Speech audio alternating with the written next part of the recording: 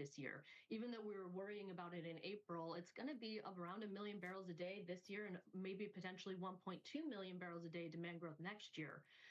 If we start to see demand get shaky due to geopolitical or due to global growth risks, and we see the geopolitical risks fade, we will absolutely see crude test 50 WTI, maybe the 40s.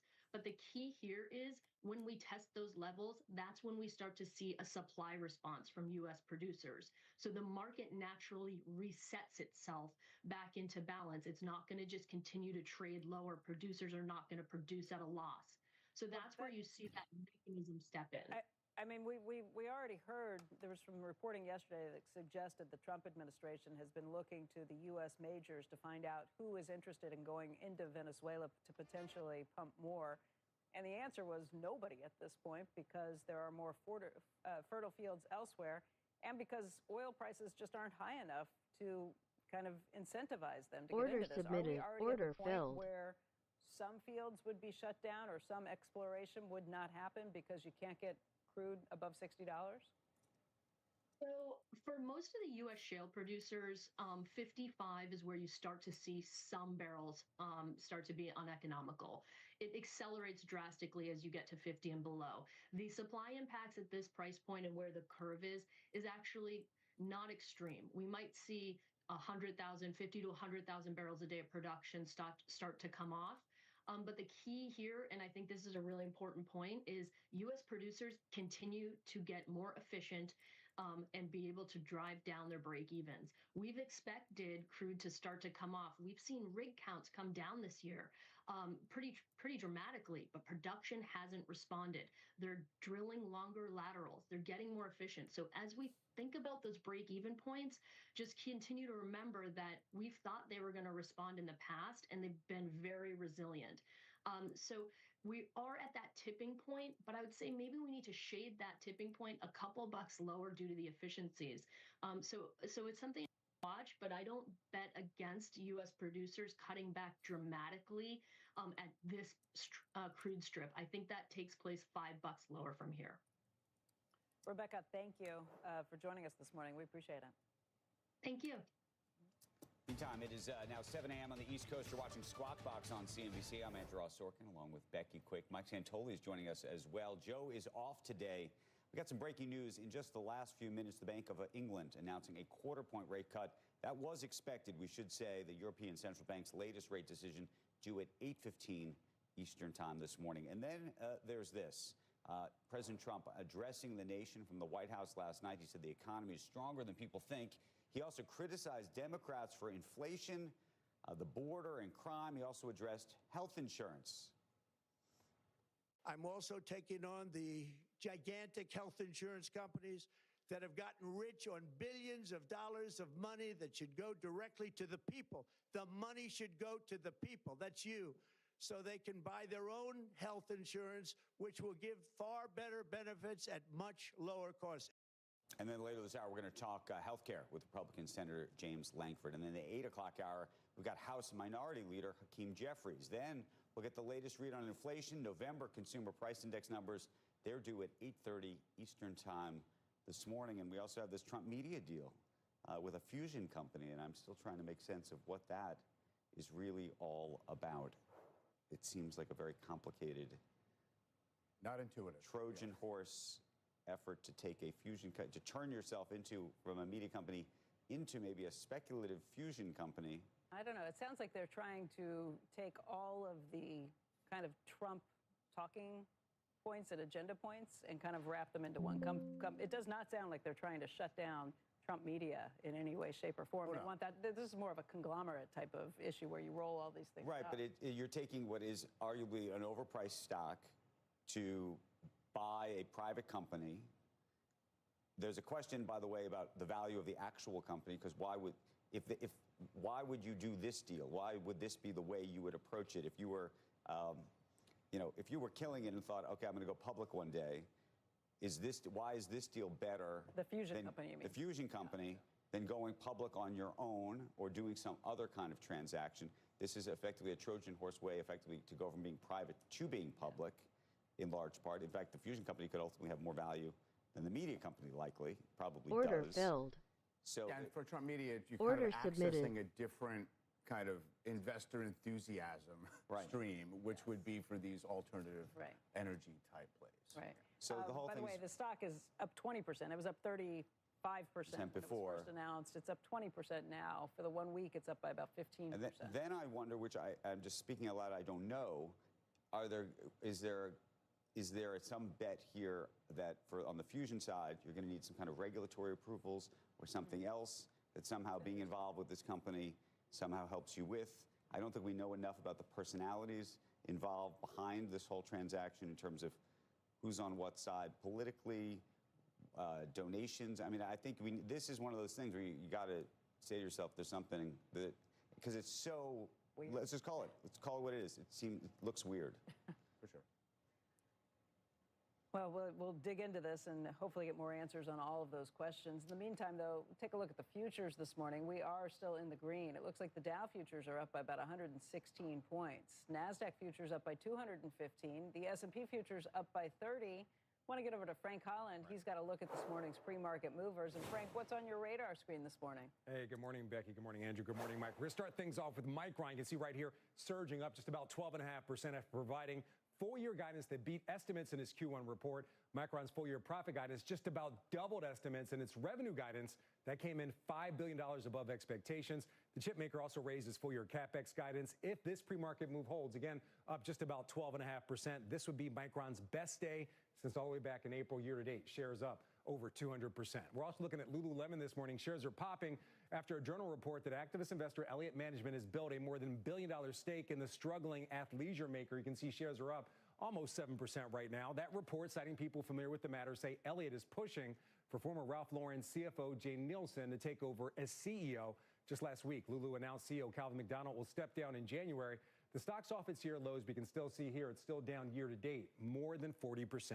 And a quick check on yesterday's IPO, that's Medline. Shares are pulling back this morning a bit after they surged more than 40% in their debut on the NASDAQ. You can see they're down just about 4.5%, almost 5%. The medical supply company originally priced at $29 per share and an upsize offering that raised more than $6 billion, making it the largest listing since Rivian all the way back in 2021.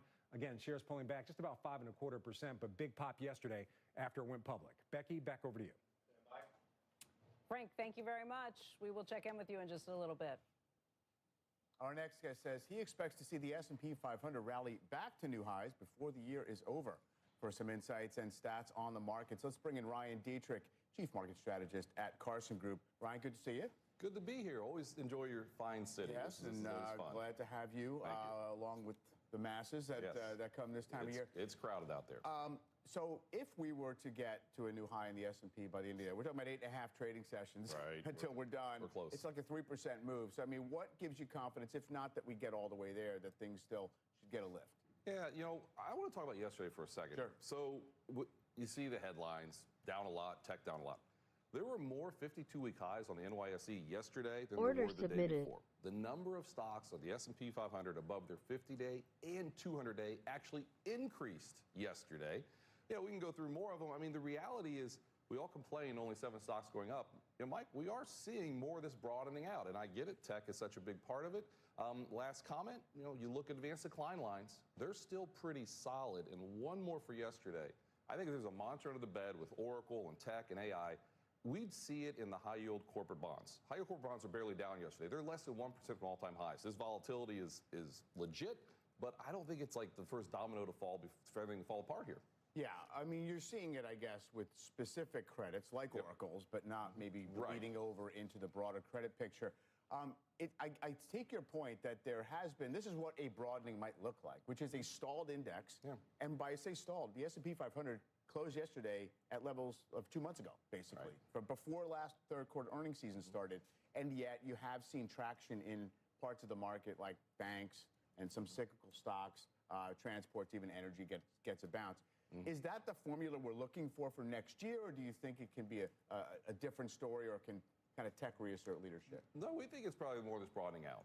You mentioned tech. If I were along with you a week ago, we'd be saying tech's up 13 days in a row, the longest win streak ever, and now it's having one of its largest 5-day losing streaks, since April, I guess. So really, tech is where it was 3 months ago. So we're not minimizing it, but I think it is this broadening out. And I know I've come on with you guys for a while saying, and I'm sure other guests have too, look around the globe. I mean, there is a lot of strength around the globe. Yes, we like the U.S., we're overweight U.S., but we still like developed international. Big question a lot of portfolio managers have, is developed international going to keep outperforming next year or just a one-year blip like we've seen for the past 20 years, is one-year blips? We think, hate to say this time is different, 4 most dangerous words. We do think this broadening out global theme, Mike, is legit as we re-accelerate the global economy next year.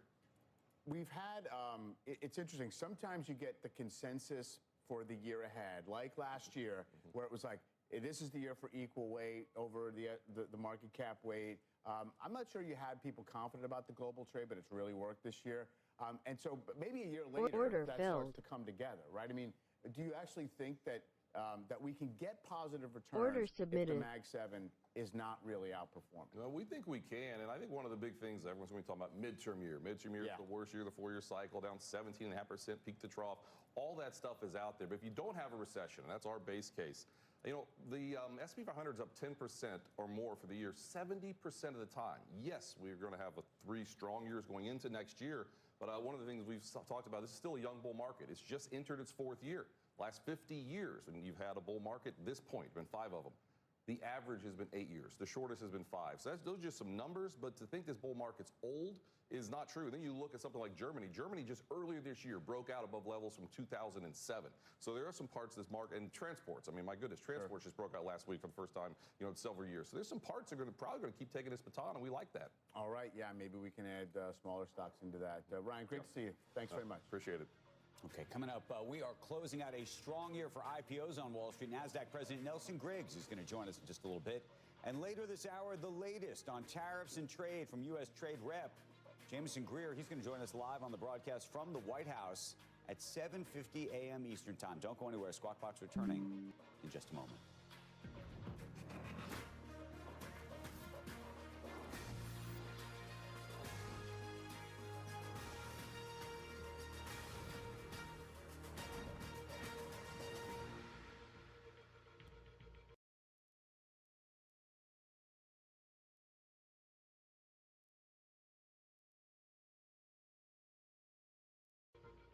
$600 a year. If you're 50 plus, you could save up to that much by switching 2 unlimited lines from big wireless to consumer cellular. So why don't you pick up your phone while I take this hammer and right now get your 2nd month free. Call Consumer Cellular. Shopify's point-of-sale system helps you sell at every stage of your business. With fast and secure payment, card readers you can rely on, and one place to manage it all. Whatever the stage, businesses that grow with Shopify. Do you have a life insurance policy you no longer need? Now you can sell your policy, even a term policy, for an immediate cash payment. Call Coventry Direct to learn more. We thought we had planned carefully for our retirement. But we quickly realized we needed a way to supplement our income. Our friends sold their policy to help pay their medical bills. And that got me thinking. Maybe selling our policy could help with our retirement. I was skeptical, so I did some research and called Coventry Direct. They explained life insurance is a valuable asset that can be sold. We learned we could sell all of our policy or keep part of it with no future payments. Who knew? We sold our policy. Now we can relax and enjoy our retirement as we had planned. If you have $100,000 or more of life insurance, you may qualify to sell your policy. Don't cancel or let your policy lapse without finding out what it's worth. Visit CoventryDirect.com to find out if your policy qualifies, or call 1-800-514-7800. Coventry Direct, redefining insurance. Shark Tank, tonight starts 7 Eastern, CNBC. Become a smarter investor with CNBC Pro. 24/7 access to market-moving news and interviews with 3 global live streams. Subscriber-only content from Wall Street pros like Josh Brown. If you love the stock market as much as I do, you're going to love the best stocks in the market list. Plus exclusive live events. This is my first time at the stock exchange, and it's been awesome. To be on the floor, I just can't believe I'm here. Become a CNBC Pro. Go to cnbc.com/getpro now.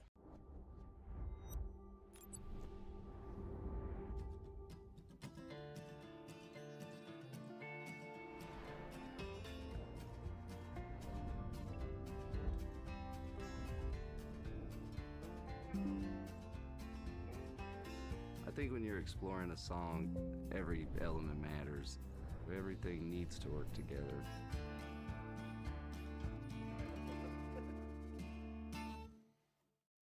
What else do we need for the dinner party? Let me check the Kroger Weekly Flyer deals on Instacart. Oh, hummus is on sale. Well, in that case, we would have extra appetizers for extra guests. You know what? Maybe I should invite Kevin. Or maybe not. Kevin would have loved this. Welcome back to Squawk Box. 2025 marking a very strong year for public market listings. This year, the NASDAQ raising a total of nearly $47 billion. That's the highest capital volume since 2021. And just yesterday, Medline made its public debut, the largest IPO of the year, right here on the NASDAQ. Joining us now to discuss the year of IPOs and his outlook for 2026 is NASDAQ President Nelson Griggs. Good morning to you. Congratulations on what was a pretty great 2025. Yeah. When you think about 2026, people are already speculating about names like OpenAI and Anthropic and SpaceX. I mean, we could be in a whole new realm. So where are we really? And is that pie in the sky or is that reality? I think there's a lot of reality there. I think this year we went in probably with higher expectations, but dealt with the tariff situation. We dealt with the government shutdown, and we still had a doubling of last year. So there's a bit of a backlog in the pipeline. It's the most diverse pipeline I've seen in years across multiple sectors. We have a low VIX. We have a volatility index. We have an interest rate environment that's more constructive. You have the markets doing pretty well. And I think there's just a backdrop of good M&A activity, putting a floor on some prices. And we've seen in the private market valuations getting a lot closer to where previous rounds were. So the setup is very strong. Obviously, things can happen, but across a large, small, medium, we see a lot of activity coming in 26. Those names. Yeah. I don't know if you can speak to those names. I don't know how this works. I think we've done this before, and I cannot speak to those names. But no, I think there's tremendous excitement about what could be some of the largest IPOs of all time. Probably more of a back half consideration. But I think you look at companies that are in that 1 billion, 10 billion, there's going to be potentially a bit of a rush to get out in the first half of the year if you do think about some larger names, maybe thinking about the back half of the year to make sure they're not going to be, there's enough capital. Policy question. Yeah.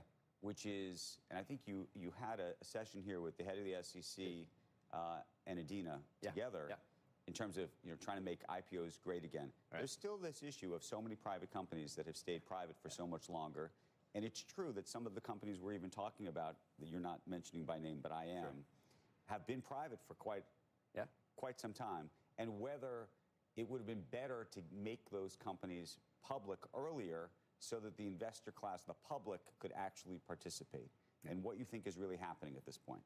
Well, we definitely have, with the leadership of the administration and Chair Atkins, there's a strong push. The strongest, I've been here for 25 years, and we've always tried to think about ways that we can make the public markets more attractive to companies. And I think there's more momentum now than ever, looking at some big structural changes, scale disclosure, the consideration around mandatory arbitration as an opportunity for companies, and then proxy reform. So I think it's building, Andrew. It seems like at the same time, there's an effort afoot to allow, for example, like the tokenization of a private company so that public shareholders can effectively access private companies without the same types of disclosure, frankly. Or, for example, these semi-liquid instruments of creating effectively what looks like a venture capital fund or private equity fund, putting those right here in the public markets. So that people so that those companies actually stay private for longer. Yeah, there's a lot in that question, but we're believers that we need to have a robust private market and a robust public market. And anything that we can do at NASDAQ to help make the public markets more attractive, we're all in on. We have been for years. But I think we have an administration and SEC who's willing to really take that leap now and make some things effective. But with the private market, that is a very viable asset class, and you need to make sure that has the right guardrails on as well, too. So I think the blend is a good thing. You mentioned that maybe some smaller and mid-sized companies will want to get their deals out because maybe we got the jumbo ones coming later. in aggregate, are we going to be worrying about how much capital is going to be demanded of this market at a time when we're actually talking about stock buyback flows maybe going down because everyone's spending on CapEx? I think it's a good question. I think the market's going to determine what that looks like. There's, if you look at this year being a good year on NASDAQ raising almost $47 billion, that still is not a very large amount, right? So let's say you get a doubling of that, what have you. The S&P is like 55 trillion or something. Exactly. So I think there is plenty of capital. You do start looking at some of what could be the largest IPOs of all time. That's going to be something for the bankers, the whole ecosystem to work out. Yeah. But Okay. Nelson, it's always good to see you. Wish you happy holidays. Great to be here. Thanks so much. Well, I mean, this is just great to be here. Of course, it's great for you to be here. It's like you walk downstairs. I'm here most days, but it was the 30th anniversary of Squawk Box this year. Had a lot of fun with you guys, and you have a big year coming up as well too with Versant. So we do. Exciting. We do. Thank you. All right, when we come back, a last-minute push by lawmakers to pass a health care bill before the new year appears unlikely to succeed. We'll talk to Republican Senator James Lankford next. And later, don't miss our exclusive conversation with Blackstone Chairman and CEO Steve Schwarzman. Squawk Box will be right back. Time now for today's Aflac trivia question. What numbers are represented by dots on the Domino's Pizza logo? The answer when Squawk Box returns. Here's up, Coach. Media's here. Watch me work, baby. I'm sure they're here to see the commissioner of coverage.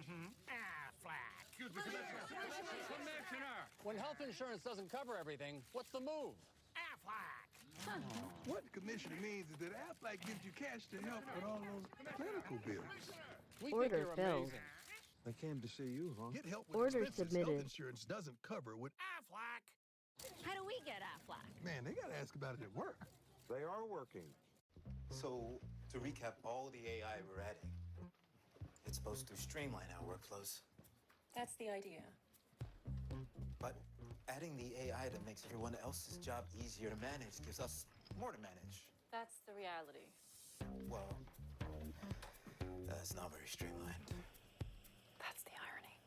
Any business can use AI. IBM helps you use AI to change how you do business. Let's create smarter business. IBM. This is the story of the one who knows that choosing Grainger for next-day delivery and professional-grade products can help him fly through the day like clockwork. Call, click, or stop by. Grainger, for the ones who get it done. Nia loved to run, but diabetes almost took that away. Connection lost. Then we got Dexcom G7. Now we can both make sure she's staying in range without finger sticks. Nia's learned so much about managing her diabetes that she's able to do cross-country this year. She wants to be the best in the world someday. I think she can do anything. I know I can. Ever worry that you're drinking too much? Take back control with Or Health. Or Health provides access to medication proven to help. A daily pill to drink less, or to quit drinking altogether. Text CNBC to 710-710 to learn more. Rather than get rich quick, I believe in get rich slow. The high yield cash account at Public actually had higher rates than anything else I was able to find online. I don't want to be losing sleep over having made risky investments. I needed something stable that could really give me long-term financial benefits. I know my money's working hard for me, and I know I can access it anytime I need it.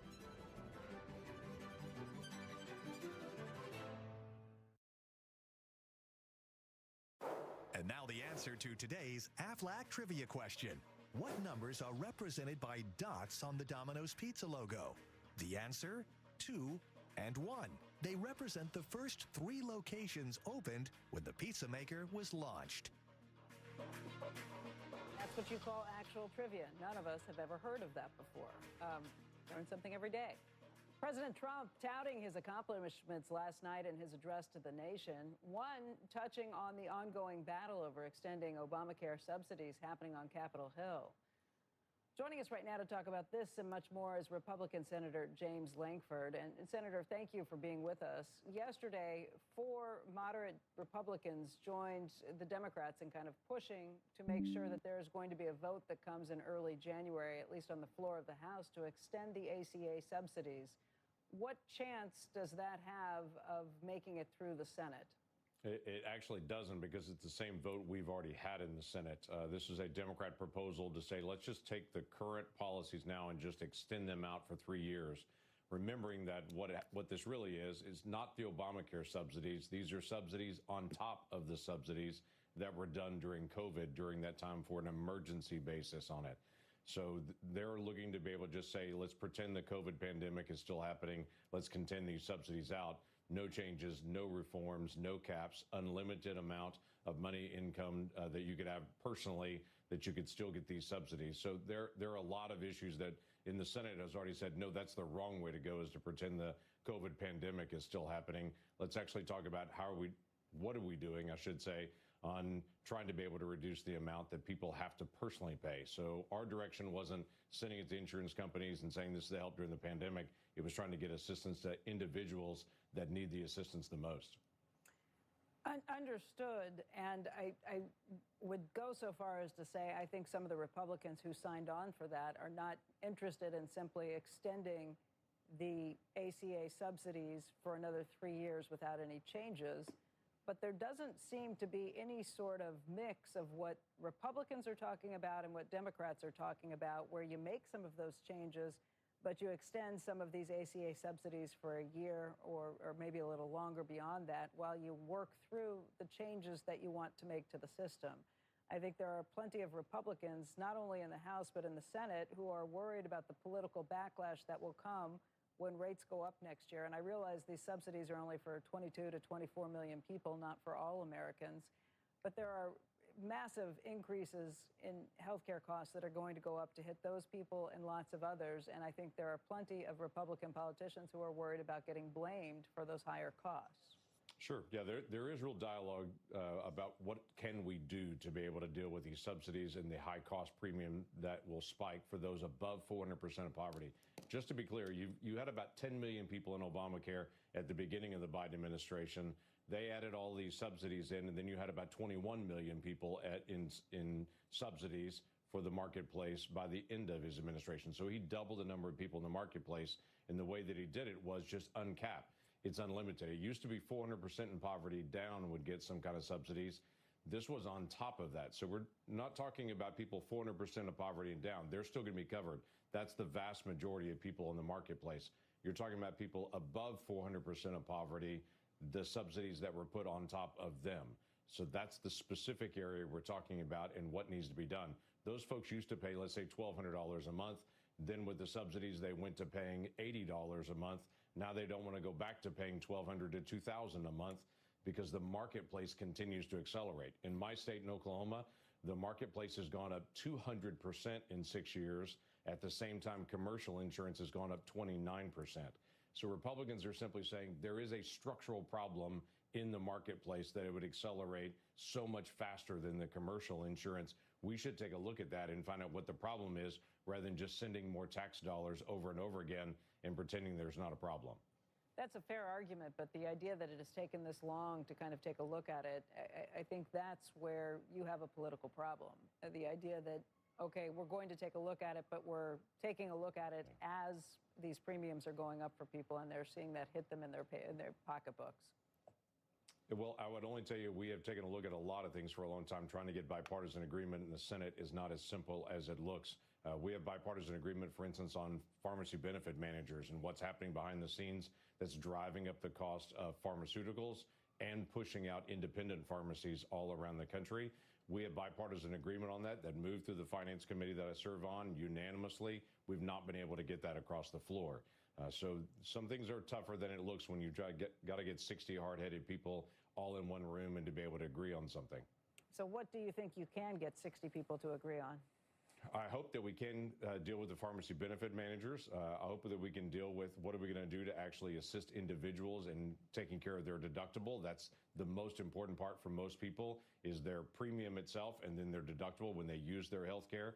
Many of these plans in the Obamacare marketplace may have $9,000, $10,000 deductible. So basically it's like having catastrophic insurance for them and they're in trouble with higher deductibles and higher premiums on it. So we're trying to be able to figure out how to be able to get them a lower premium and then also take care of that first part of their deductible for the folks that are most affected there. Again, if it's morning, guys. Poverty down, Those folks are already heavily subsidized. They're taken care of. These are the Do that sound folks sick or that are no? above 400% of poverty we're talking about. Do you think you have a political problem, though? I mean, this is the issue that the Democrats are planning to lead with when it comes to these midterm elections. Oh, Let me start the giveaway I in would 1 tell you, second. Democrats have done a very good job of saying if your health insurance has gone up in any level for any person in the country, that's the Republicans' fault, knowing full well it is only this specific slice in the Obamacare marketplaces. That's the part that we're actually dealing with. The other 320 million Americans, Democrats are not dealing with at all at this point as their insurance goes up. We're trying to figure out what is actually causing the rise in prices on everyone's insurance and how do we deal with that. But after Obamacare passed, it has been very, very difficult to be able to deal with anything in the healthcare space because Democrats will immediately say, we don't want to deal with anything on healthcare unless it's just adding on to what we're already doing. Republicans say we have a problem because your plan has risen 200% in 6 years. That is an issue that everyone should at least admit there's a problem, and we've got to be able to deal with that because it's affecting luck, guys. everyone's insurance. Senator, it's the end of the year, and it's a time when a lot of people start looking to make charitable donations ahead of the end of the year for tax purposes as well. You led some efforts in the One Big Beautiful Bill to try and make sure that people can go ahead and still deduct about $2,000, even if they are non-itemizers, to make sure that they can still give money to churches and beyond. What do you think that's going to do? Well, I hope that it encourages a lot of people to start re-engaging giving to nonprofits on this. It's a change that we made in 2017 to double the standard deduction so more people would have a simplified tax filing. One of the things that we used as a trade-off for that is that individuals that didn't itemize, they would no longer be able to write off their nonprofit donations. The problem with that is it's been about a $20 billion loss to nonprofits around the country. Nonprofits are the basic safety net that are in our culture. Our culture has 3 safety nets: the family, churches and nonprofits, and then government is third on that. If we have weaker families and we have weak nonprofits that are out there, we're going to struggle because the government can never keep up. So I did make the change and push very hard for this, that individuals that don't itemize on their taxes can, starting next year, be able to get up to $2,000 per family in a tax-deductible donation that they give to any nonprofit of their choice. It doesn't matter what nonprofit is. They can give to anyone of their choice. They'll be able to write $2,000 off their taxes. One thing I would encourage as well, if you're above this deduction there and you're going to be able to write off and you're itemizing on it, this is a better year to be able to give to nonprofits as well. There'll be a small amount of reduction for what that'll mean for itemizers starting for next year. So for those folks that enjoy giving to charitable donations, please do that. But I'd encourage you to do that before the end of this year, even if you're an itemizer. Be interesting to see if the $20 billion hole is made up for with that, or if the changes to higher income individuals end up having some offset to that too. But Senator Lankford, thank you for your time this morning. We appreciate it. You bet. Glad to do it. Order canceled. Order submitted. Coming up in the 8 o'clock hour, we'll talk more healthcare with House Minority Leader Hakeem Jeffries. Squawk Box will be right back. At PGIM, our ETFs use today's best ideas to help bring tomorrow's goals within reach. Our broad suite of over 50 low-cost ETFs is backed by 150 years of active management expertise. Explore PGIM ETFs today. You start a small business thinking, I got this. Then comes the bookkeeping and you think, I'll catch up later. But later turns into never. Now your books are behind, but they don't have to be. Call Zendu, know your numbers, lose the stress, no more excuses, just real bookkeeping. Zendu, the official bookkeeper and accountant for small businesses. I got in! Oh my God. She got it! Wow, this is actually happening. Tuition, housing. All right, Quicken. Will I have to change my retirement plans? Stop guessing and start knowing with Quicken. As teachers, taking care of ourselves is taking care of our students. AG1 gives me a little bit of kickstart to my day, and I know it's full of ingredients that help support my immune system. I've got a whole classroom counting on me. I don't want to miss a day. You could spend all day sorting your employees' expenses. Or you could let Ramp do it. I like that. Never chase a receipt again. Ramp. Love finance. At IHG Hotels and Resorts, you can simply arrive or make an entrance. Stick to the agenda or experience something unexpected. With IHG's 20 hotel brands, you can guess how you... I won't let you out until you can prove you know your finances. Okay, let's go. How many subscriptions are you paying for? 3? Let's download Rocket Money and see if you're right. Okay. Oh, you're actually paying for 15 subscriptions. What? The app is telling you all this? Yeah, it shows you all your upcoming expenses in one place, including subscriptions you forgot about. And if you see a subscription you no longer want, you can cancel it right from the app. That's great. Can I get out now? Yeah, let's get him out. Score last-minute deals on the best gifts at Dick's. Don't miss up to 50% off basketball hoops, up to $300 off golf clubs, and big savings on the Monarch Navigator table tennis table. Plus, get your gifts fast with free curbside pickup. Every holiday starts at Dick's. Taxes was feeling unwelcome. Now Taxes is an open door to new TurboTax stores. Meet our experts. They do your taxes, so you can walk out with confidence. Now this is Taxes. We are watching shares of British oil giant BP. The company has appointed Woodside Energy chief Meg O'Neill as its next CEO. O'Neill will replace Mari Auchincloss, who will step down today after less than 2 years on the job. BP's executive VP, Carol Howell, will serve as interim CEO until O'Neill takes over on April 1st. O'Neill has more than 25 years' experience in the oil and gas industry, including 23 years at ExxonMobil. She's expected to hold the line on BP's recent pivot away from green pledges and back to fossil fuel production. When we come back, Evercore founder Roger Altman will join us. He is representing Warner Brothers Discovery in its merger deal. He'll give us his view of the Netflix and Paramount bids. That's next, right here on Squawk Box.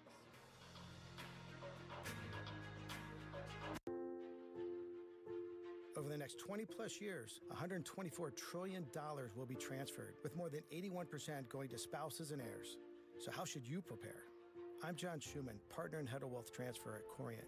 Advisors are skilled at recommending specific estate and wealth transfer strategies tailored to meet your family goals in a tax and cost-efficient manner. There are a lot of considerations for the successful transfer of wealth, and it's never too early to get professional advice. Contact Corient today.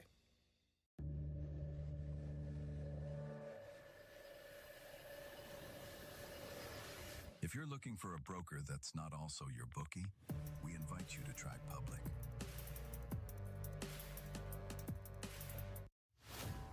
This is the story of the one who knows well-prepared workdays take off smoothly and land right on time. That's why he counts on Grainger. With next-day delivery and professional-grade products, Connection Grainger lost. helps ensure he, his crew, and thousands of passengers fly through the day like clockwork. Call, click Grainger.com, or just stop by. Grainger, for the ones who get it done. Good morning, moon. Good morning, dune. Good morning, ocean's tune. Good morning, stars. Good morning, air. Good morning, people everywhere. When I started Walton Goggins Goggle Glasses, I needed a website. And GoDaddy Aero uses AI to make a beautiful website so fast it'll blow my customers' noggins while they're shopping for Goggins for their noggins. This holiday, simply celebrate with handcrafted bouquets and thoughtful gifts. With nearly 1 million gifts already delivered nationwide, 1-800-Flowers brings Christmas cheer right to their door, no matter the distance. Order now at 1-800-Flowers.com. Running a successful delivery company has taught me something. You're only as good as your tools. We have AT&T Business, and that's why we're the best. We're here. You're where? There's nothing here. Just trust the connection. We're in the right spot. What? You guys are early. Yeah. I like that. Get your signature there. Sure. You guys thirsty? I just made some lemonade. It's really warm in here. Like a good warm. You know, my phone still works down here. It's crazy. All right, welcome back, everybody. As we reported on the show yesterday, the Warner Brothers Discovery Board is unanimously recommending that shareholders reject the hostile takeover offer from Paramount Skydance and instead stick with what they are calling a superior offer from Netflix. Our next guest has been advising Warner Brothers Discovery in this contentious media deal. Roger Altman is the founder and senior chairman of Evercore, and obviously a friend of the show, too. And Roger, it's good to see you this morning. Thanks for having me. So talk us through this. We yesterday heard from Sam DiPiazza at the board of Warner Brothers about what he thought, what the board went through when they were thinking about this. But as somebody who has seen a lot of different offers, what makes you think that the Netflix deal is better than what you're hearing from Paramount's Skydance? Let me start off by just saying one word about the process that the Warner Brothers board has used. You know, as you know, they've received 6 separate offers from Paramount Sky, in addition, of course, to the process involving Netflix and other companies. And I've done this a long time, and when I was, when one of my kids was younger, she once said, you know, Dad, what Dad does is talk on the phone and go to board meetings. So I've seen a lot of them. And the process here was as fiduciary driven and as clean and thorough and independent as anybody could ever want. Are you saying that because you anticipate that there will be shareholder lawsuits? No, I'm saying that because P-Sky has criticized the process. Yeah. So that's number one. Number two, I'll call them P-Sky. The P-Sky offer is, on a risk-adjusted basis, is not higher. And here's why. P-Sky has a $15 billion market cap, and it's a weak company. It doesn't have any real free cash flow. And it's trying to do a $108 billion acquisition. So it's effectively an extreme LBO. Now, if you're the target of an extreme LBO, you're the company that the offeror is trying to buy, what's your number one question? Do they have the financing? And can I count on the financing being there? And the answer in this instance is no, which is why I say the risk-adjusted value of the offer is not higher. What makes you say no? No, because they need about $40 billion of equity to achieve the total debt and financing package necessary to do the deal. Despite repeated, and I mean repeated, efforts on the part of Warner Brothers Discovery to get clarity and assurance on the so-called Ellison backstop, we have not received that. And the concern with that is that it's the revocable trust, the Ellison revocable trust, and the board's concern is that at any point Larry Ellison could take the shares of Oracle out of think of what the word revocable means. The word revocable means that the day after the merger agreement or any day after that, you can take assets out, you can leverage it up, you can completely change it. So there's no assurance that the necessary equity would be there. In addition, we don't know the composition of the trust. We've not been given information about the assets and the liabilities of the trust. So Roger, and you've asked for this repeatedly. Yes. So the question is, if they came back to you and said, now, given that you're out here on television saying this, and others have obviously said this from the companies, if they came back and said, we're going to put the money in an escrow account that's just going to sit over here, or whatever, would that fundamentally change the calculus, or are there other issues and items that you're considering? It's always a matter of, as you well know, of the fine print. Right. Is it really legally binding? Now, look, in Twitter, yes, it was a smaller deal, but it wasn't that small. Elon Musk contractually guaranteed the equity. I will put up the equity. I may syndicate it down later, which you did, some of it, but I contractually commit to it. We've repeatedly asked for something equivalent on that. And you haven't gotten it. So, but why do you think you haven't? Which is to say, do you believe that really the money isn't there? Do you believe that there's something else going on? What is your analysis of, to the extent that you've said this to them, they know it, and for whatever reason they haven't done it? By the way, the Warner Brothers releases, including the most recent one in response to these several offers, has been explicit on this deficiency. It's right there on the public record. I don't know the answer to your question. Andrew, I really don't. I have my own guesses, but I'm not going to do that here. But I don't actually know the answer. By the way, in response to your other question, yes, there are other deficiencies here. Let me just mention a couple. Yeah. We have to Order refinance canceled. Warner Brothers a $17 billion bridge loan, which we're planning to do over the next couple of months. If we don't refinance it, we owe the bondholders $1.5 billion. The Peace Guy offer says that's subject to our approval, and they've given us some terms that they want to see us achieve, which, by the way, would be difficult. In terms of long. This is a year before they'll own the company. Right. In addition, under their offer, we have to cancel the spinoff of Discovery Global, which is likely going to take place in about 6 months. Right. And that also is long before they would own the company. Now, the spinoff of Discovery Global is important because it provides a lot of optionality, including M&A and possible consolidation. And everybody can see that that might be logical in terms of platforms like Versant and Discovery Global. We wouldn't be able to do that.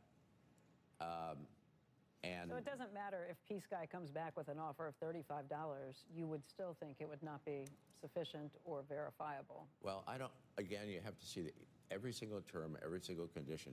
You can't judge that in advance. I can't. Yeah. But again, in a situation where a $15 billion company is trying to do a $108 billion deal, the critical question, if you're on the sell side, is, apart from price, of course, is the financing secure? My guess is that you are out today, just like Sam DiPiazza was out yesterday, to try and persuade shareholders of Warner Brothers Discovery of this, because they're now going to be asked to vote on what they want to do if they want to tender their shares. And I will tell you, I spoke with Mario Gabelli yesterday, who does own, I think, about 5.7 million shares of Warner Brothers. And his thing is, hey, this is still on. There's a lot to play out. He just wants more money. Right. What do you tell shareholders like Mario and others? Well, first of all, by any standard, Becky, it's going to take a long time to close this, because anyone who, Netflix, for example, requires global antitrust approval. An optimist would say that's going to take 12 months. I think Peace Guy has said 12 to 18 months. So this can't be closed for quite a while. So in other words, you don't have your money. You're not getting it anytime soon. It's going to take a while. Yeah. But contrast what I was just saying on the $15 billion and the 108 and the secure financing to the Netflix agreement. Netflix has a $400 billion market capitalization, has an investment grade rating, and is providing us three components of value: 23, 25 in cash, 450 in Netflix common stock, subject to a 10% symmetrical collar or downside protection, and the so-called stub value, or the value per share of Warner Brothers Discovery of Discovery Global, the spinoff. Right. And the street is all over the place on the value of that. Some say it's as low as 1, some say it's as high as 4.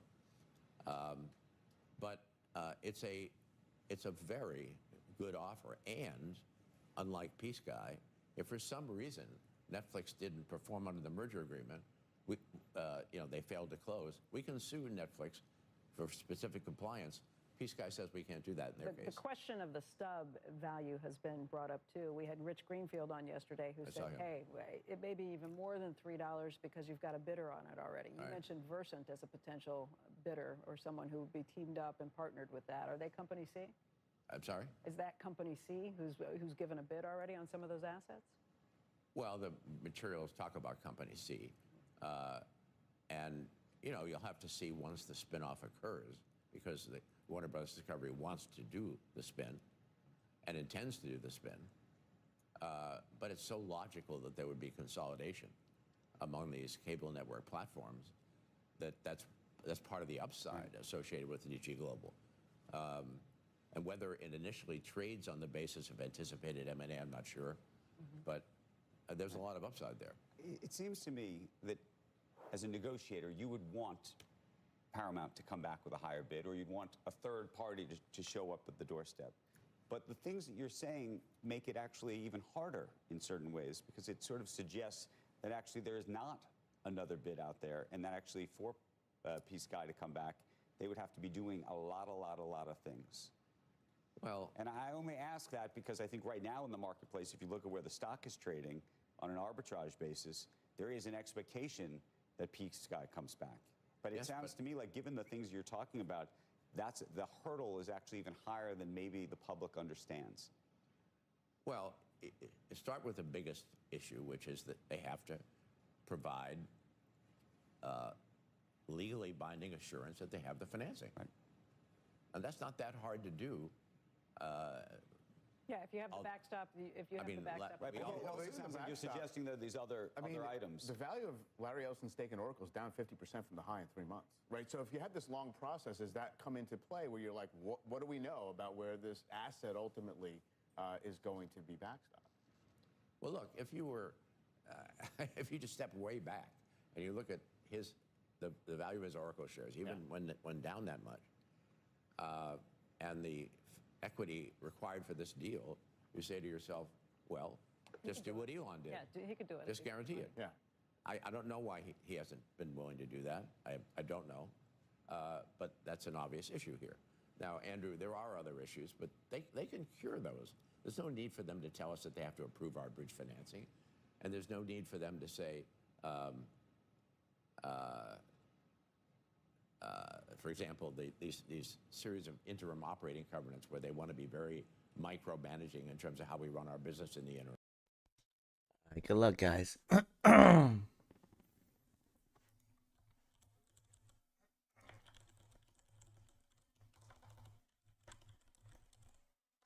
Order filled. Oh, sorry. Let me make sure I have no position open. All right, let's go.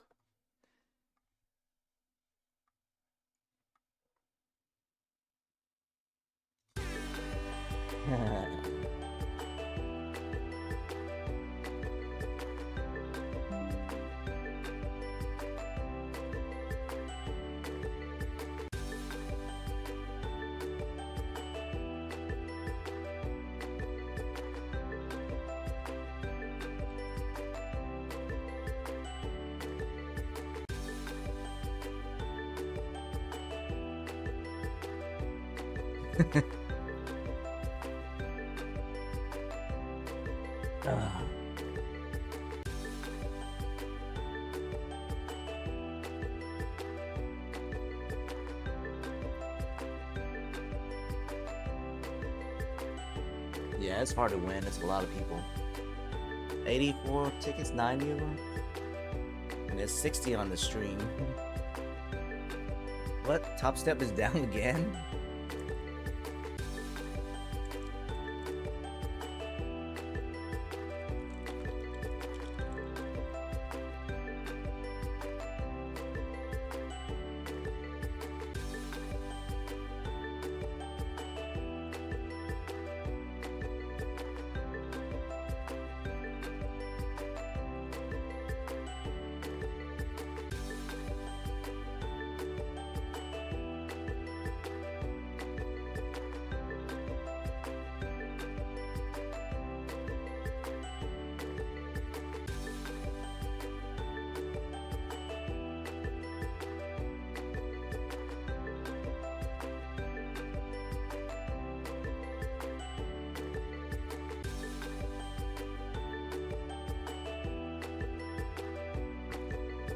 We got 30 minutes into YOLO CPI. I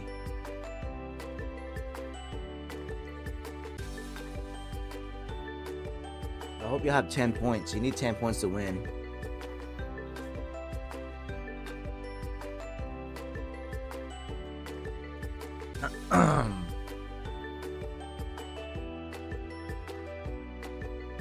Shut up, Cat Daddy.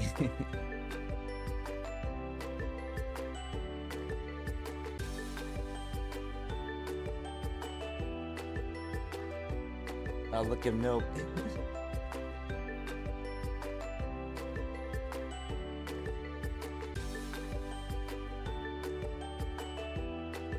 Uh, 10 seconds.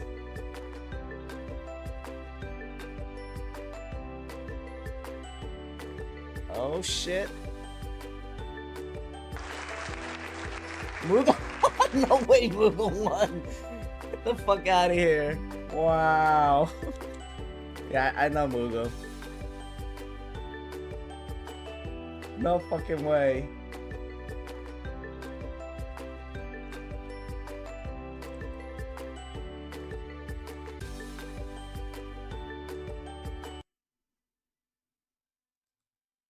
back in time. Wow, Change that's your very fate. lucky. Back to before you made the wrong choice. If you're in a wreck, make the smart choice right away.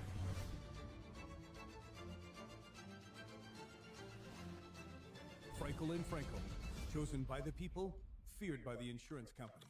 Call Frankel first.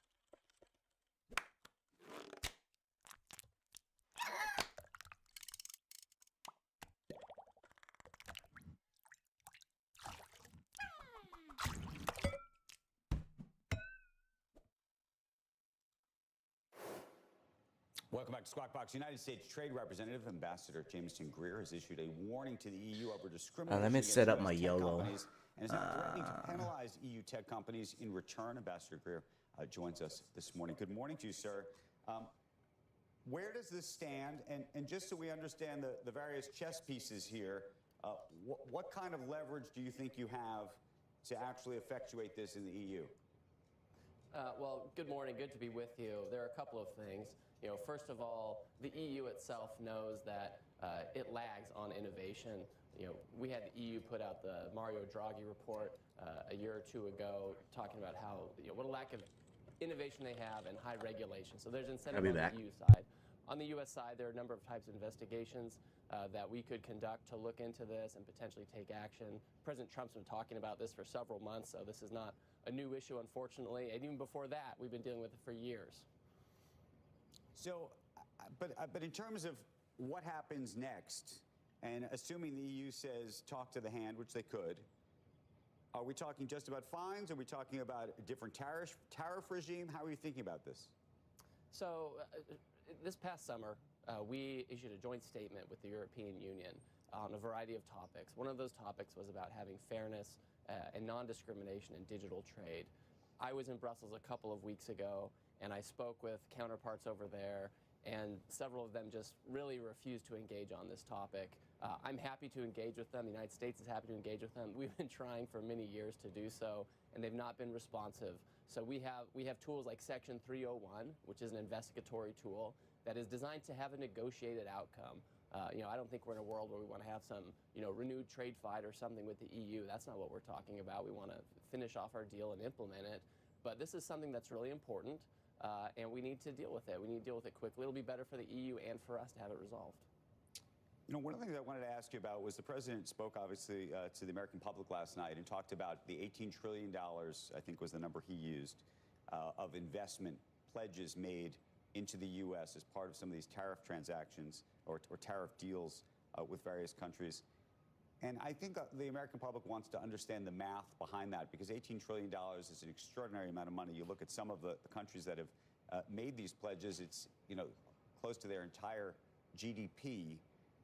Over what period of time should we anticipate these deals actually coming to fruition? And I should also just mention that Bloomberg had done an analysis of this and suggested that, in fact, there were closer to only really $7 trillion, which, by the way, is still an extraordinary number, but in terms of measurable deals that we should be thinking about. Well, remember, the deals, they really have a couple parts to them. One is the investment headline numbers that you're talking about, which are really important. It's helping to reindustrialize America, and I'll talk a little bit about that.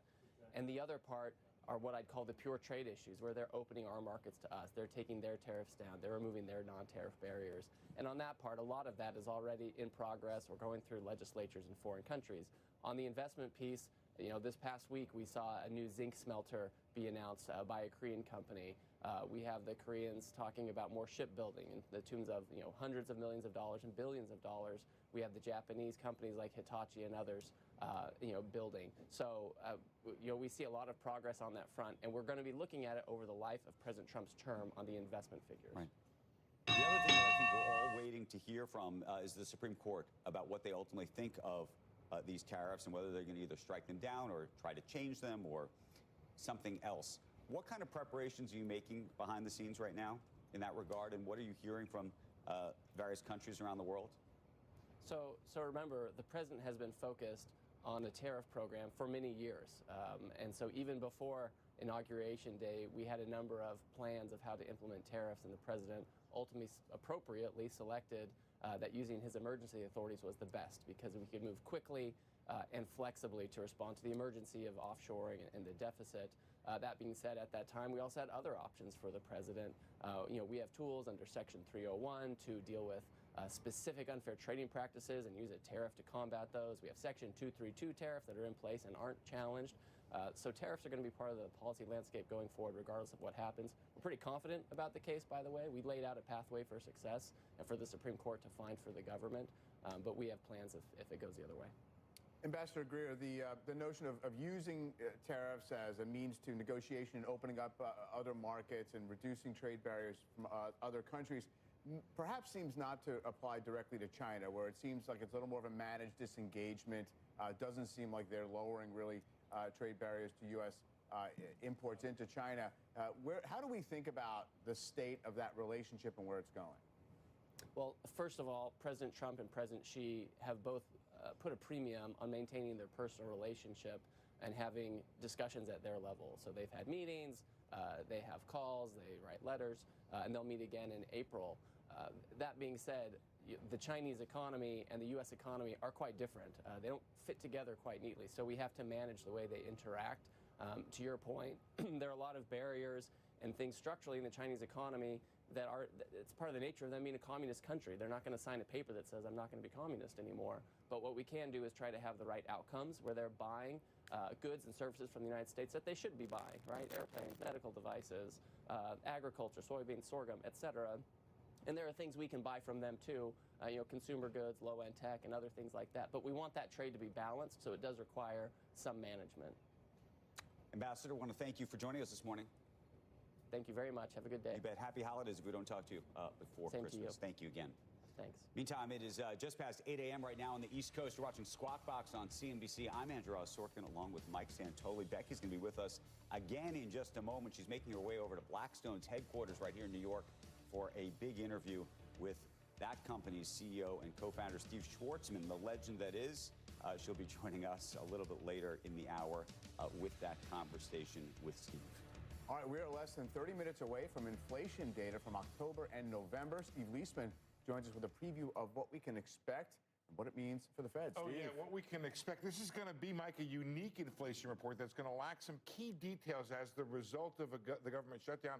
Raise questions about, hey, just how good a guide is this to what's happening with prices in the economy right now? A couple things we're going to lack here. No overall month-to-month change. So what we'll do is we'll calculate a 2-month average. That'll be accurate, I guess.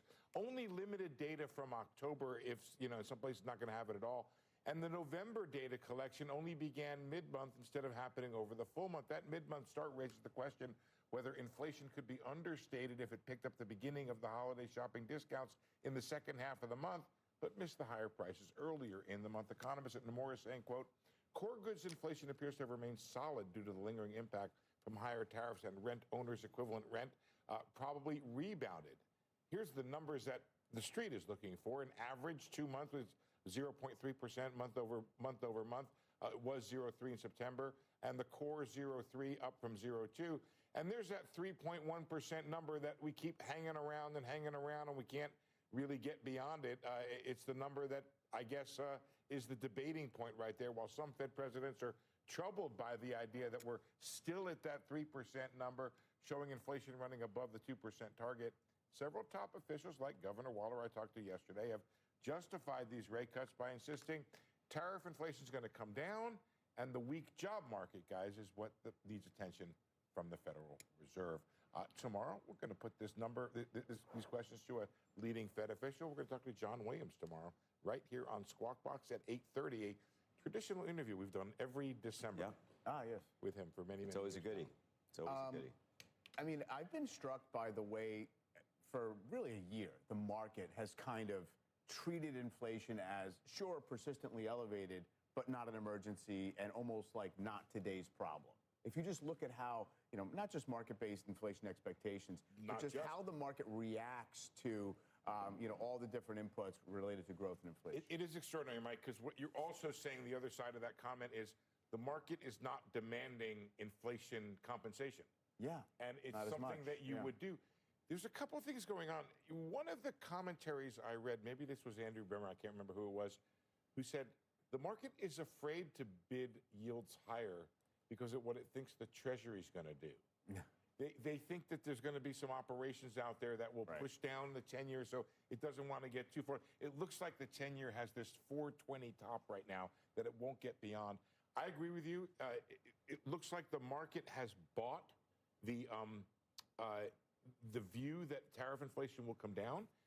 I think there's also this Fed credibility thing out there that the Fed will take care of this eventually. They know how to do that. And so over a 10-year horizon, I don't require full compensation. The 5-year forwards or the market-based ones are up a little bit. Yes. Quarter, 35 basis points, but not the full percentage point. You're absolutely right, and that's a great observation. All right. See how it goes in a little bit. Thanks, Steve. All right, coming up, reaction to the president's address to America last night from House Minority Leader Hakeem Jeffries. From healthcare to the state of the economy, we'll cover it all. Squawk Box will be right back.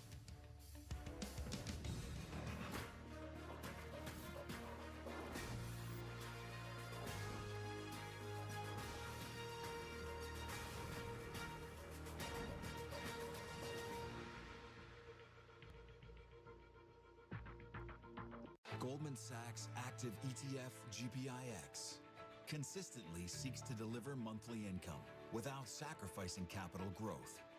Active ETFs from Goldman Sachs. Not just active, relentless. If Ma June had GoDaddy Arrow, she could create logos faster than a rifle lobotomy and make her brand blast off with social media posts. Start your digital wasteland journey at godaddy.com/fallout. Why choose a Sleep Number smart bed? Can it keep me warm when I'm cold? Wait, no, I'm always hot. Sleep Number does that. Can I make my side softer? Can I make my side firmer? Sleep Number does that. Your ideal firmness and effortless comfort all night. Can I help us sleep better and better? Please. Sleep Number does that. It's the best gift from you to you. All mattresses are on sale. Plus, a free Essential Fit sheet set with any bed purchase. Only at a Sleep Number store or sleepnumber.com. Do you care where the economy is headed? What about elections? Or climate change? See the forecast consensus on our future at IBKR Forecast Trader. If you disagree, you can buy the contract that looks undervalued. But be careful. You must be right more than 50.5% of the time to win. Go to IBKR Forecast Trader. Become a smarter investor with CNBC Pro. 24/7 access to market-moving news and interviews with 3 global live streams. Become a CNBC Pro. Go to cnbc.com/getpro now.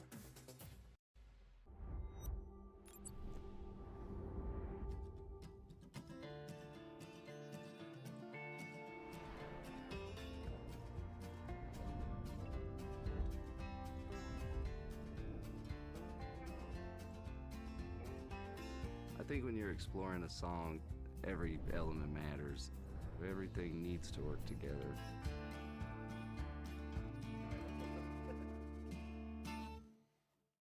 Finally. Christmas on our own. You sent your nephew a present, right? Oh. Ring. Oh, hey, you could use Target Circle 360 same-day delivery to almost anywhere. Does your nephew still like Pokemon cards? How'd you... These personal shoppers. It's like having a whole team of elves. Has anyone ever told you you kind of look like Santa? Nope. Then what's that? That is an emotional support spruce. You know, fear of flying. Which you wouldn't expect. Send a gift same day with Target Circle 360. I want the money to go directly to the people so you can buy your own health care. You'll get much better health care at a much lower price. The only losers will be insurance companies that have gotten rich and the Democrat Party, which is totally controlled by those same insurance companies. They will not be happy.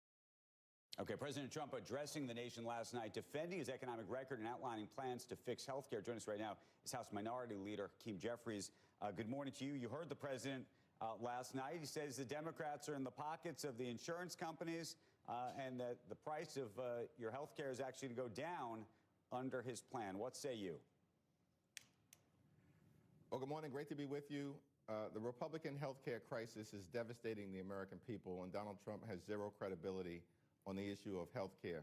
This is the party that has enacted the largest cut to Medicaid in American history. in the same bill where they enacted massive tax breaks for their billionaire donors because of Republican policies in the One Big Ugly Bill. We know that hospitals, nursing homes, and community-based health centers are closing all across the country, including in rural America. Republicans have launched an all-out assault on the Centers for Disease Control, the National Institute of Health, the Food and Drug Administration, on vaccine availability for children, and now Republicans are refusing to extend the Affordable Care Act tax credits, which means that tens of millions of Americans, working class Americans, are about to experience dramatically increased health insurance premiums. We are working hard to decisively confront this Republican healthcare crisis and fix our broken healthcare system. Leader, but let me ask you this, and I recognize the complications of and costs to the American public. There is a question, and maybe you'd say it's a longer-term question that has to be dealt with later, but the true question ultimately underneath all of this is how we're going to actually lower the costs of healthcare in America.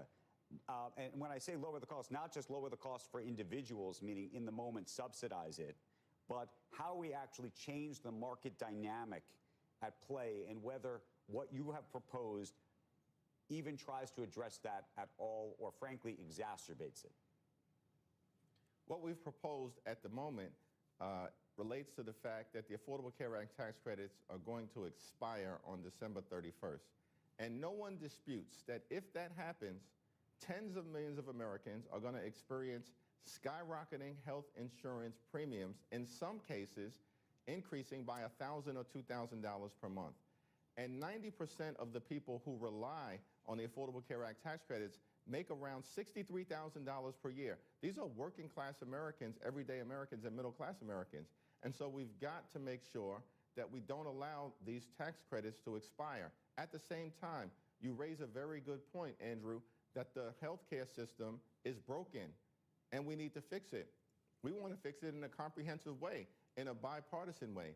But that actually requires Republicans deciding to abandon their my way or the highway approach to everything, which is what has led to the extremism that they're jamming down the throats of the American people, and the fact that everyday Americans, voters, are rejecting that extremism, as we saw in the off-year elections last November.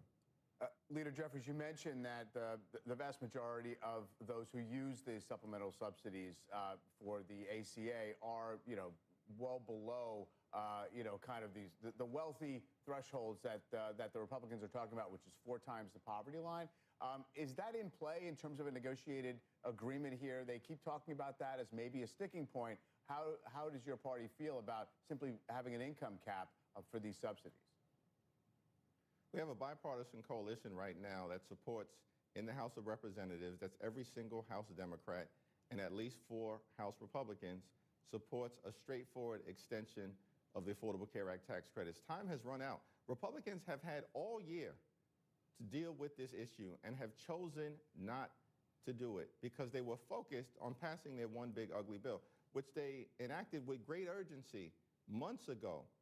The largest cut to Medicaid in American history, the largest cut to nutritional assistance in American history. They literally ripped $186 billion away from SNAP. That's food from hungry children, hungry veterans, and hungry seniors. And why did they do all of that?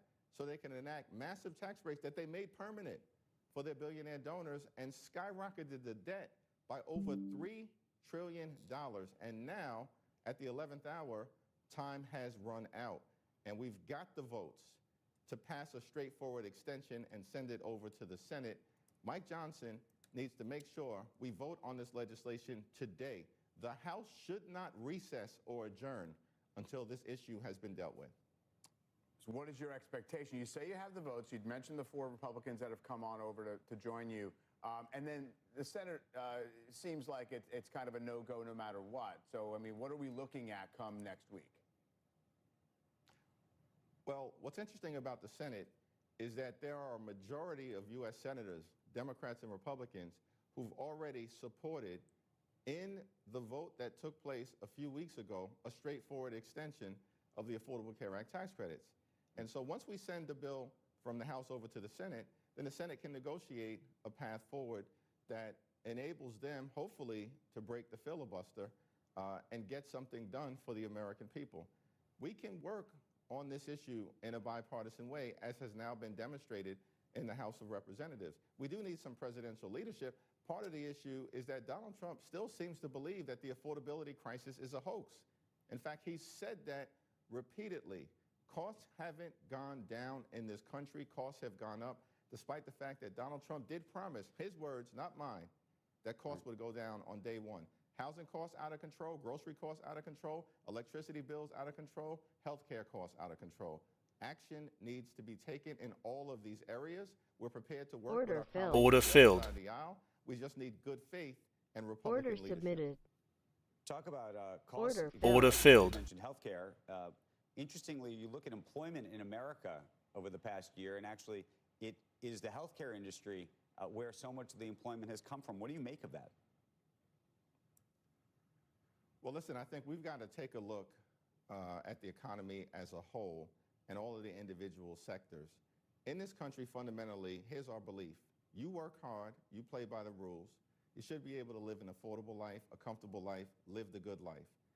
And to me, that's good paying job, good housing, good health care, good education, and a good retirement, which means the extremists need to keep their hands off Social Security and Medicare. That should not be too much to ask for. Hello, Phidias. How you guys doing? In the history of the world. So, listen, we support the notion that economic growth that moves in a positive direction is good for everyone.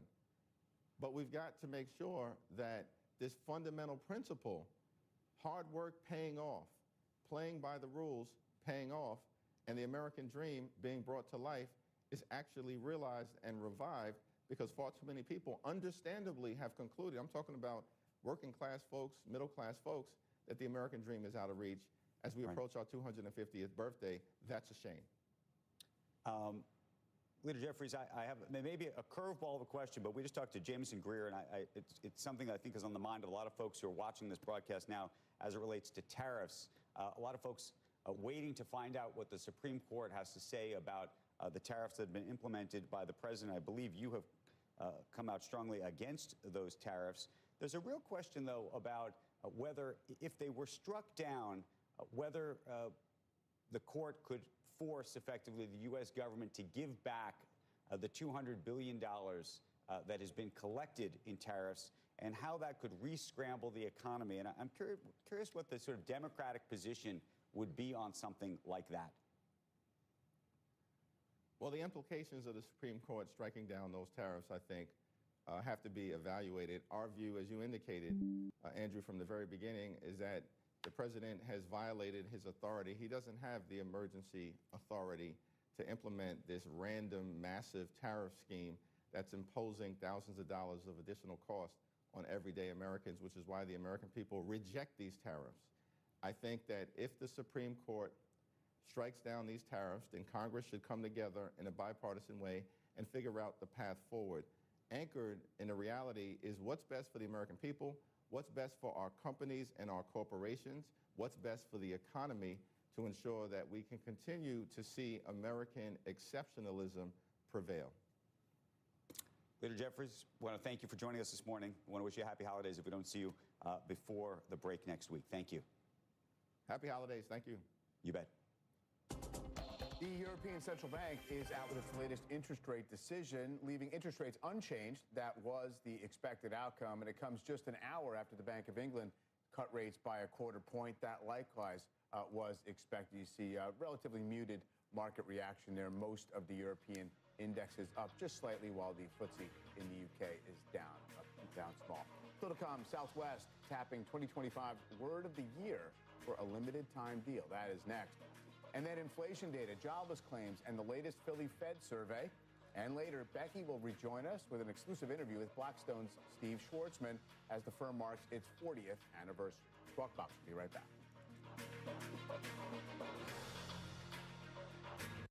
The two most powerful words in the world that we know are, what if? And today, thousands of organizations are saying, what if? With the power to act on those words like never before. What if you could empower every employee with a limitless digital workforce? One that listens, learns, and acts all day, every day. Well, this isn't some far-fetched science fiction fantasy anymore. No, it's happening right now with AI from Salesforce. It's called Agent Force. Agent Force turns your vision into reality. Think about it, a future where every student, client, citizen, and customer experiences the best service possible. And your people? Well, now they're free to focus on the work that matters most. All you have to do is bring your dream. Imagine that. What if?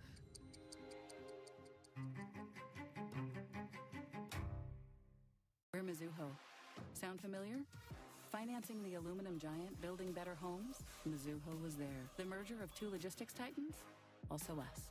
Anywhere an industrials company needs a corporate and investment bank, we're there. Mizuho Americas. Please, Dad, can we keep him? He's perfect. But dog food, vet bills. Is this coming out of the college savings? Quicken, can we do this? Nice. Okay, let's take him home. Stop guessing and start knowing with Quicken. At public.com, you can earn a 1% match. All right, we got about 8 minutes. On brokerage accounts, IRAs, and 401k rollovers.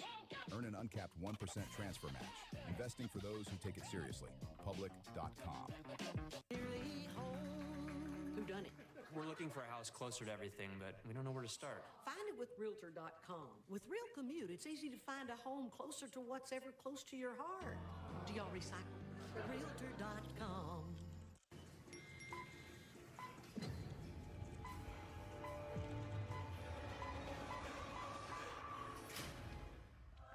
Pay for whatever the day brings with up to $500 in 5 minutes or less. Download Dave.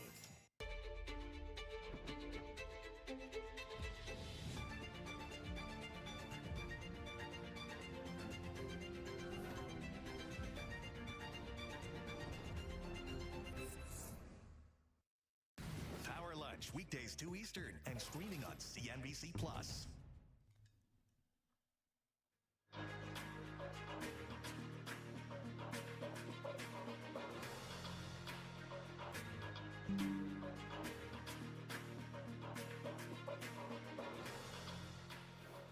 Welcome back to Squawk Box. The futures right now indicating some gains. The S&P 500 up 28 points. It's just a little under 0.5%. The Dow looking for about a 97-point gain. The NASDAQ is where the strength is. It is down the most from the highs, up about 200 points. Micron's earnings and the reaction to those results last night seem like it's going to bolster the semiconductors at the open. Meantime, we got some deal news, and this one's interesting. I think we're all still scratching our heads a little bit trying to make sense of it. The Trump Media and Technology Group announcing plans to merge with TAE Technologies. It's a fusion-powered company. It is backed by Alphabet's Google and Chevron, and it's an all-stock merger valued at more than $6 billion. And upon closing, Trump Media will be a holding company for its current portfolio of media brands, including Truth Social, and then as well as the power brands owned by TAE. So you're looking at sort of a conglomerate of sorts. I think there's an argument to be made that to the extent you think that Truth Social or Trump Media stock was overvalued, here's an opportunity for them to use that stock to buy another company, that private company, sort of a Trojan horse to take that company public in some ways. And, I don't know. I mean, I would think of it as, well, first of all, Trump Media is also kind of, sort of pivoted toward crypto and said they're going to do payments and asset management, other things. It seems to me this is exactly the type of alternative energy play that has excited parts of this market, right? It's the nuclear reactors in space, all this other stuff that, you get this kind of pie in the sky type of potential energy source. Not a lot of fundamentals, if any, right now. And it makes for a perfect way to harness some of that investor energy and kind of change the character of the stock and the story behind it. Right, so it's a shift. Yeah. We're going to probably have to do some digging to understand more of some of the personalities behind it, why they would do this. Why this particular? Well, the other flip side is if this company has so much promise, backed by Google, backed by Chevron, why go public this way? Meaning, why not go public on your own? Well, is $6 billion in shares that are now up 28%. Well, but that's the question. Is that the answer? And by the way, do they stay there? Yeah. It's an interesting approach. Many questions, for sure. You bet. All right. Eli Lilly releasing data this morning from a late-stage study showing its new obesity pill helps patients keep up with their weight loss when switching from the injection Zepbound and Novo Nordisk's Wegovy. Lilly has filed for approval for the GLP-1 pill from the Food and Drug Administration. Company says the pill isn't as effective in helping with weight loss as the injection, but will help maintain weight loss without having to take the injection on an ongoing basis. Shares of Eli Lilly are flat this morning, but up 35% in the past 3 months. The stock hit a high November 26th, has since dropped about 7%. There's a lot more on this breaking story on CNBC.com right now. Okay, meantime, Southwest Airlines jumping in on the 6-7 trend. And when I say 6-7, for those who have kids, 6-7. You know about the 6-7? Right. The airline offering $67 basic economy fares on select Tuesday and Wednesday flights between January 6th and March 4th, calling it the trendiest sale ever. The deal running through December 18th applies only to flights within the continental U.S. So 6-7. I have children who say this to me all the time. Yeah. 6-7. They do this. They do. Do you know about this? I know about it, but I'm a little beyond it. Do you even know what 6-7 means? Well, apparently it kind of doesn't really mean much. Doesn't mean anything. It's like very obscure origins. See, I thought 6-7 was like meh. Right. Sort of because between 6 and 7 would be like a 65. Right. And that would be sort mediocre. Of mediocre, meh, 6-7. But apparently I'm told that is not the case. Right. Right. The meaninglessness is the point in a way, I think. It's just viral. So, but I mean, once the companies start to seize on it, you have to imagine it's running its course. Yeah, the trend among the kids is late. So, all right, up next, inflation data and weekly jobless claims. The numbers and market reaction are next. As we head to a break, a look at this morning's pre-market winners and losers in the S&P 500. We'll be right back.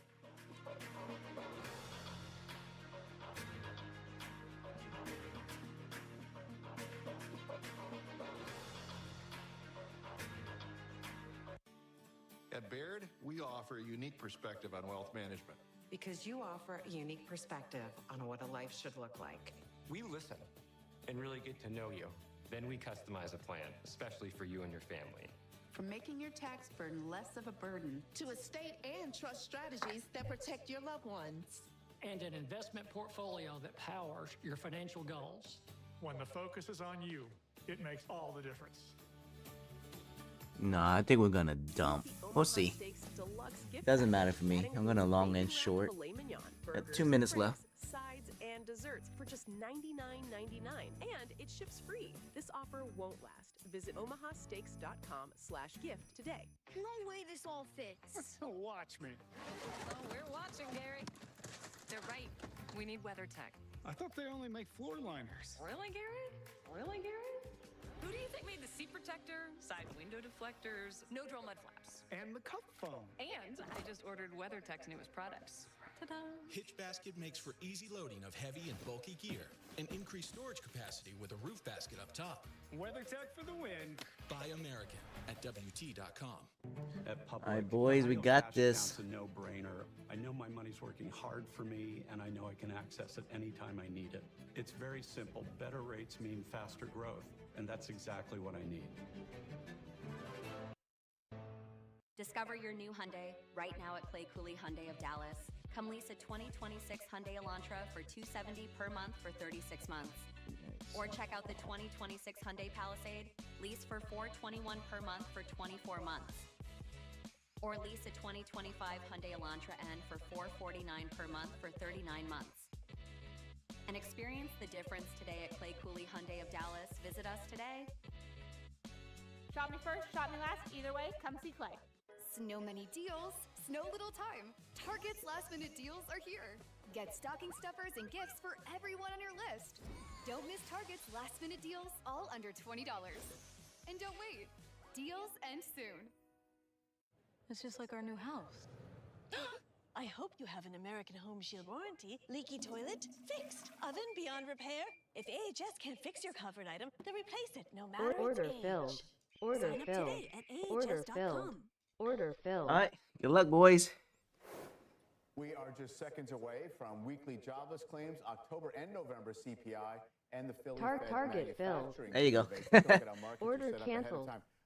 The That should be equity index done. Futures are solidly positive. Had a rough run. S&P 500 has been down a few days in a row, but it's up about 30 points, less than half of 1%. Dow up 107 points. Wow. And NASDAQ indicated higher by 214. Take a look at Treasuries. Been kind of hovering in this area for a little bit. You see the 10-year at 4.12. The highs recently have been about 4.18, 4.19 thereabouts. 2-year yield at 3.46. So that is the Yeah, I passed 2 and failed 2, so all good. All right, I'm gonna end the stream. Later, guys. It is an unorthodox